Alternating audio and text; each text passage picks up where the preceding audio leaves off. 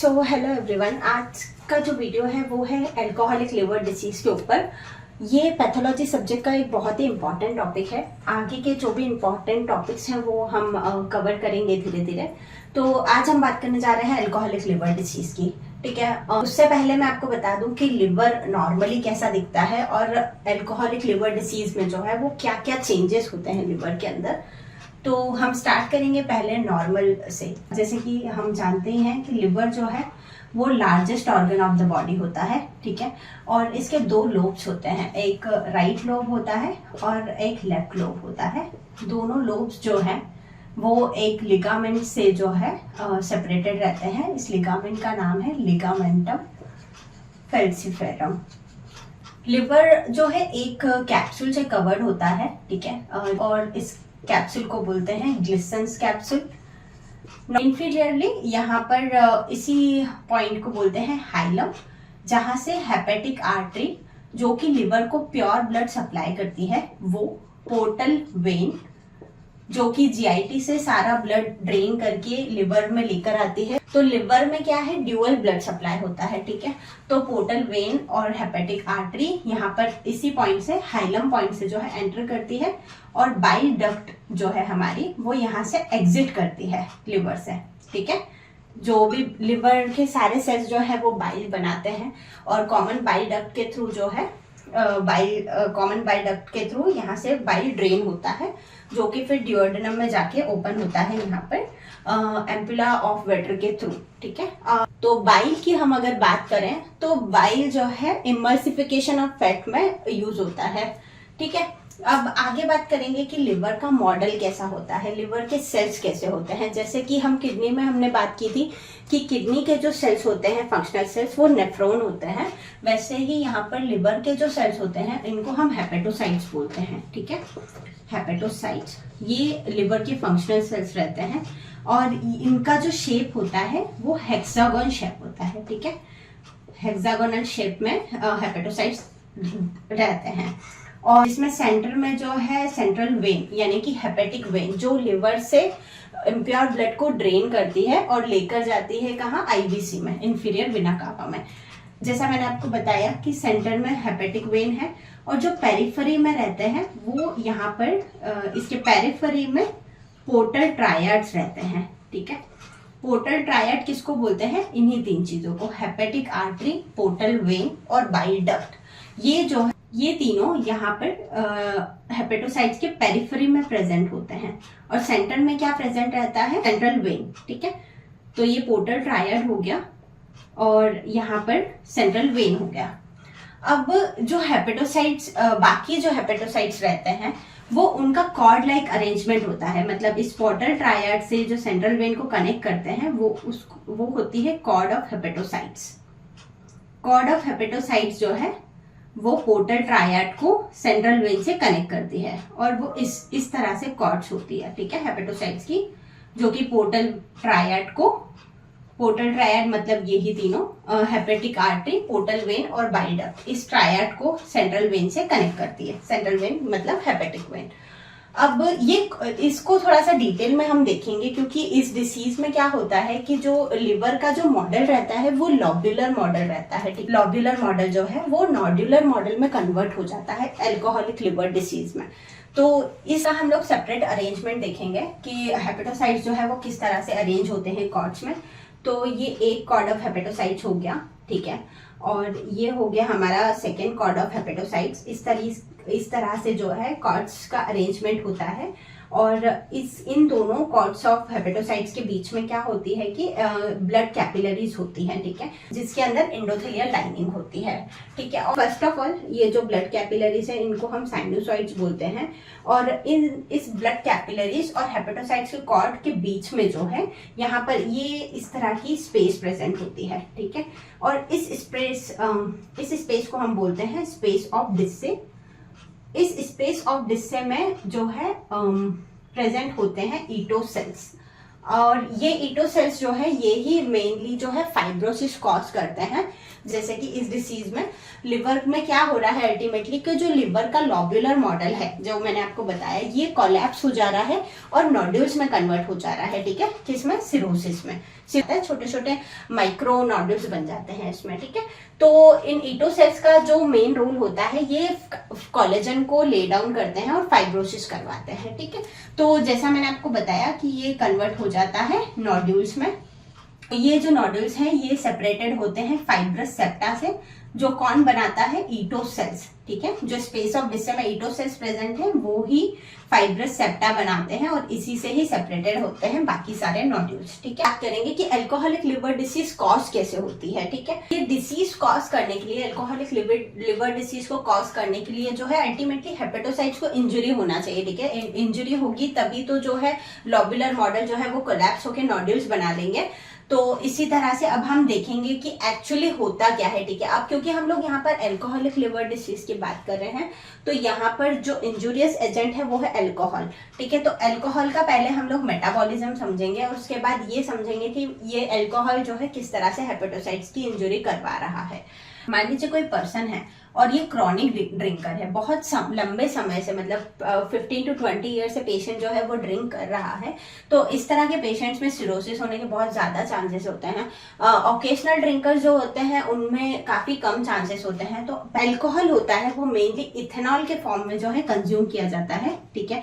दो तरह के अल्कोहल्स होते हैं, इथेनॉल होता है, मिथेनॉल होता है। तो C2H5OH जो इथेनॉल होता है उसको जो है कंज्यूम किया जाता है एज अ बिवरेज। और जैसे मान लीजिए जो पेशेंट जो पर्सन है वो ड्रिंक कर रहा है तो वो पेशेंट ने अल्कोहल कंज्यूम किया और यहाँ पर आया अल्कोहल, ड्यूओडेनम में आया, यहाँ से जो है एब्जॉर्ब होके और ब्लड में जाता है, ठीक है। ब्लड में अल्कोहल आ चुका है। अब ब्लड के थ्रू जो है ब्रेन में जाता है कई बार, तो यहाँ पर जो है पेशेंट को प्लेजेंट सेंसेशंस, यहाँ प्लेजरेबल सेंसेशंस मिलते हैं। और उसके बाद में लिवर में जाता है, क्योंकि हम लोग यहाँ पर अल्कोहलिक लिवर डिसीज की बात कर रहे हैं तो हम ये देखेंगे कि लिवर में किस तरह से अल्कोहल इंजुरी कॉज करता है। तो अब हम यहाँ पर समझ लेते हैं, ठीक है। लिवर में आने के बाद में जैसे लिवर का जो हेपेटोसाइट है यहाँ पर अल्कोहल आया, ठीक है। अब यहाँ पर क्या होता है कि एक एंजाइम प्रेजेंट होता है जिसको हम बोलते हैं अल्कोहल डिहाइड्रोजनेस। ये एंजाइम जो है अल्कोहल को, जो अल्कोहल आया है इसको कन्वर्ट करता है एसिटाल्डिहाइड में, एसिटाल्डिहाइड, ठीक है। एसिटाल्डिहाइड में जो है कन्वर्ट करता है अल्कोहल डिहाइड्रोजनेस एंजाइम अल्कोहल को। अब एसिटाल्डिहाइड बनने के बाद में एक और एंजाइम होता है जो कि इस एसिटाल्डिहाइड को कन्वर्ट करता है एसीटेट में, और उसके बाद में एसीटेट से कन्वर्ट होके अल्कोहल जो है CO2 और H2O में कन्वर्ट होता है, ठीक है। तो एसिटाल्डिहाइड को एसीटेट में कन्वर्ट करने के लिए जो एंजाइम रिस्पॉन्सिबल होता है वो होता है एसिटाल्डिहाइड डिहाइड्रोजनेस, ठीक है। अब अगर ये बॉडी से एग्जिट हो जा रहा है, मान लीजिए CO2 के जब हम एक्सपायर करते हैं तो CO2 वहां से एग्जिट हो रही है और H2O यूरिन में निकल जा रहा है। तो अब अगर हम ये बोले कि अल्कोहल किसी भी तरीके से बॉडी से निकल ही जा रहा है बाहर, तो फिर इसमें प्रॉब्लम क्या है? प्रॉब्लम ये है कि जो ये वाला एंजाइम है जो कि अल्कोहल को एसिटाल्डिहाइड में कन्वर्ट कर रहा है ये तो अबंडेंट होता है लिवर के अंदर, लेकिन जो एंजाइम एसिटाल्डिहाइड को एसीटेट और CO2 H2O में कन्वर्ट करता है वो एंजाइम जो है बहुत ही लिमिटेड होता है लिवर के अंदर। तो इस केस में जो क्रॉनिक ड्रिंकर्स होते हैं क्योंकि इस एंजाइम की कमी होने की वजह से एसिटाल्डिहाइड जो है, एसिटाल्डिहाइड जो फॉर्म है अल्कोहल का वो एसीटेट में कन्वर्ट नहीं हो पाता है। तो लिवर के अंदर जो अल्कोहल का फॉर्म है वो एसिटाल्डिहाइड के फॉर्म में, लिवर के हेपेटोसाइट सेल्स के अंदर एसिटाल्डिहाइड के फॉर्म में अल्कोहल जमा हो जाता है, ठीक है। तो ये जो एसिटाल्डिहाइड फॉर्म है अल्कोहल का ये टॉक्सिक होता है लिवर के सेल के लिए। यही रीजन होता है जिसकी वजह से हेपेटोसेलुलर इंजरी होती है। और फाइनली इसकी 3 स्टेजेस होती है। तो फर्स्ट स्टेज जो होती है हम इसको स्टीटोसिस बोलते हैं, जिसको फैटी लिवर के नाम से भी जाना जाता है। सेकेंड जो स्टेज होती है वो होती है एल्कोहलिक हेपेटाइटिस, और फिर लास्ट स्टेज जो होती है वो होती है सिरहोसिस। ठीक है, तो अब ये जो तीनों स्टेज है हम इसको एक एक करके समझेंगे कि इन तीनों स्टेज में क्या हो रहा है एक्चुअली लिवर के अंदर। जैसा कि मैंने आपको बताया कि हेपेटोसाइट के अंदर एसिटाल्डिहाइड के फॉर्म में अल्कोहल जो है रह जाता है और वो ही फिर हेपेटोसेल्युलर इंजरी कॉज करता है। तो सबसे पहले जो स्टेट आती है वो आती है स्टीटोसिस की, जिसके अंदर लिवर जो है फैटी हो जाता है। तो इसमें क्या होता है कि पहले फैट के ड्रॉपलेट जो है वो लिवर के अंदर जमा होने लगते हैं। ठीक है, तो पहले तो ये माइक्रोवेसाइकल्स के फॉर्म में होते हैं जो फैट के ड्रॉपलेट्स, और फिर ये और बड़े बड़े बन के मैक्रोवेसाइकल्स बनते हैं, और फिर फाइनली जो है बड़ा सा एक फैटी सिस्ट, ठीक है, फैटी सिस्ट के फॉर्म में लिवर के अंदर डिपॉजिट हो जाते हैं। ठीक है, ये फैटी सिस्ट बना लेते हैं बहुत सारे, जिसकी वजह से लिवर जो है पूरा स्वोलन दिखता है और ये इसका येलो अपीयरेंस होता है। ठीक है, तो ये हमारी फर्स्ट स्टेज होती है लिवर अल्कोहलिक लिवर डिसीज की। और पहली चीज, ये स्टेज जो रहती है ये रिवर्सिबल रहती है। तो अगर यहाँ पर जो आपके पास पेशेंट आ रहा है और आपने उसको बताया कि जो है आपकी अल्कोहलिक लिवर डिसीज की जो है फर्स्ट स्टेज है स्टीटोसिस है, फैटी लिवर हो गया है आपको, अगर पेशेंट यहाँ पर आपकी बात मान के और जो है अल्कोहल कंज्यूम करना बंद कर देता है, स्टॉप कर देता है, तो ये स्टेज यहाँ से जो है फिर लिवर वापस से नॉर्मल हो सकता है। ठीक है, दूसरी बात, सेकेंड स्टेज भी जो होती है जिसको हम हेपेटाइटिस बोलते हैं, ये स्टेज भी रिवर्सिबल होती है। हालांकि ये स्टेज जो रहती है ये फैटी लिवर से थोड़ी ज्यादा सीवियर होती है, यहाँ पर इन्फ्लेमेशन होता है, बट स्टिल ये रिवर्सिबल होती है। ठीक है, बट जो ये थर्ड स्टेज होती है जहां पर ऑलरेडी लिवर का सिरोसिस हो चुका है, ये स्टेज इरिवर्सिबल होती है। सेकेंड स्टेज में क्या होता है कि अगर यहाँ पर भी पेशेंट ने जो है एब्स्टिनेंस नहीं किया अल्कोहल का, स्टिल वो अल्कोहल कंज्यूम कर रहा है, तो यहाँ पर लिवर का मतलब इसमें ये चेंजेस तो रहेंगे ही, जो फैट डिपॉजिट हो गया है, फैट डिपोजिशन वो तो होगा ही, साथ में इन्फ्लामेशन हो जाएगा लिवर का, जिसमें जो भी इन्फ्लामेटरी सेल्स होते हैं लिवर के वो यहाँ पर आ जाएंगे और इन्फ्लामेशन कॉज करेंगे। ठीक है, तो ये और ज्यादा सीवियर स्टेज होती है फैटी लिवर से भी। ठीक है, तो ये स्टेज भी रिवर्सिबल होती है अगर यहाँ पर भी पेशेंट जो है अल्कोहल का एब्स्टिनेंस कर देता है, तो यहाँ से भी ये स्टेज जो है रिवर्स हो जाती है। ठीक है ना, अब लास्ट बात करेंगे सिरोसिस की। तो ये जो फाइनल स्टेज है अल्कोहलिक लिवर डिसीज की, यहाँ पर क्या होता है कि पूरा लिवर जो है, लिवर का जो लोब्यूलर मॉडल है वो पूरा रिप्लेस हो चुका है माइक्रो नोड्यूल्स है। ठीक है, मतलब ये माइक्रो नोड्यूल्स बन जाते हैं यहाँ पे।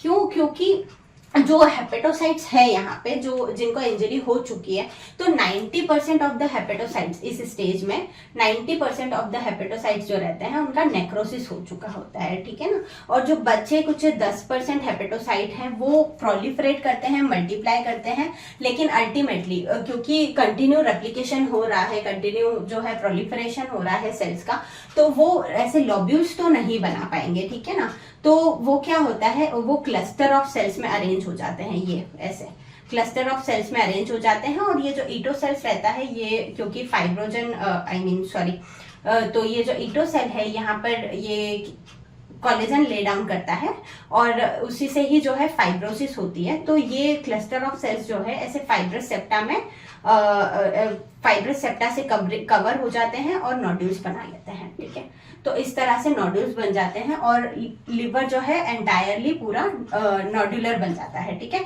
Instead of globular. तो ये स्टेज होती है। इस स्टेज होम्योपैथी में अगर पेशेंट हमारे पास इस कंडीशन में भी आ रहा है तो चांसेस हैं कि ये स्टेज भी रिवर्स हो सकती है। ठीक है, बट अगर एलोपैथी में जा रहा है तो ऑब्वियसली वो फिर लिवर ट्रांसप्लांट ही बोलते हैं और इसका और कोई ट्रीटमेंट एलोपैथी में नहीं है। लेकिन पेशेंट होम्योपैथी में आ रहा है और प्रॉपर हम उसका केस ले रहे हैं और जो भी प्रिकॉशंस हम पेशेंट को दे रहे हैं और जो लाइफस्टाइल चेंजेस, डाइटरी चेंजेस हम अगर पेशेंट को करने के लिए बोल रहे हैं और पेशेंट अगर करता है तो ये स्टेज भी रिवर्सिबल होती है। ठीक है, तो ये थी लिवर की अल्कोहलिक लिवर डिसीज की 3 स्टेजेस। तो हम आगे बात करेंगे कि इसका होम्योपैथिक मैनेजमेंट क्या होता है। ठीक है, होम्योपैथी में हम जनरली क्या क्या दे सकते हैं पेशेंट को। तो जनरली ऐसी कुछ मेडिसिन फिक्स नहीं होती है होम्योपैथी में, क्योंकि विदाउट केस टेकिंग हम किसी भी पेशेंट को अगर मेडिसिन दे रहे हैं तो उसका कोई फिक्स नहीं रहता है कि वो काम करेगी या नहीं करेगी। बट स्टिल जनरली जो है मेडिसिन दिया जाता है इस स्टेज के लिए। तो जैसे चिलिडोनियम मेजस करके मेडिसिन है, वो आप पोटेंशियल में दे सकते हैं, और स्टिल इसको जो है मदर टिंचर भी इसका प्रिस्क्राइब कर सकते हैं पेशेंट को। सेकेंड हो गया हमारा कार्डस मैरियनस, ठीक है, ये एक मेडिसिन है, ये हम पेशेंट को दे सकते हैं। थर्ड लाइकोपोडियम हो गया, नक्स फॉर्मिका हो गया। तो इस तरह की और भी काफ़ी सारी मेडिसिन हैं जो हम इस पैथोलॉजी में पेशेंट को प्रिस्क्राइब कर सकते हैं। बट पेशेंट का केस लेकर इंडिविजुअलाइजेशन के थ्रू जो उसकी रेमेडी निकल रही है वो ही हमें पेशेंट को प्रिस्क्राइब करना चाहिए। चाहे किसी भी तरह का पेशेंट आ रहा हो, चाहे ALD का पेशेंट आ रहा हो या किसी भी तरह का कोई भी और डिसीज पेशेंट लेके आ रहा हो, विदाउट केस टेकिंग हमें पेशेंट को रेमेडी नहीं देना चाहिए, बिकॉज उसके कोई चांसेस नहीं रहते हैं। पेशेंट का ट्रस्ट अलग जाता है। ऑलरेडी होम्योपैथी को लेके पेशेंट पहले ही सेकंड थॉट्स के साथ ही डॉक्टर के पास आता है। स्टिल अगर आप उसको डायरेक्ट ऐसे जो भी जनरलाइज मेडिसिन है वो देंगे तो उसका 50-50% चांसेस रहता है कि वो ठीक होगा नहीं होगा, और इससे एक अच्छी इमेज क्रिएट नहीं होती है। तो बेटर है कि आप पेशेंट का केस लें अच्छे से और उसके बाद पर्टिकुलर जो उसकी रेमेडी है वो ही उसको प्रिस्क्राइब करें। Thank you.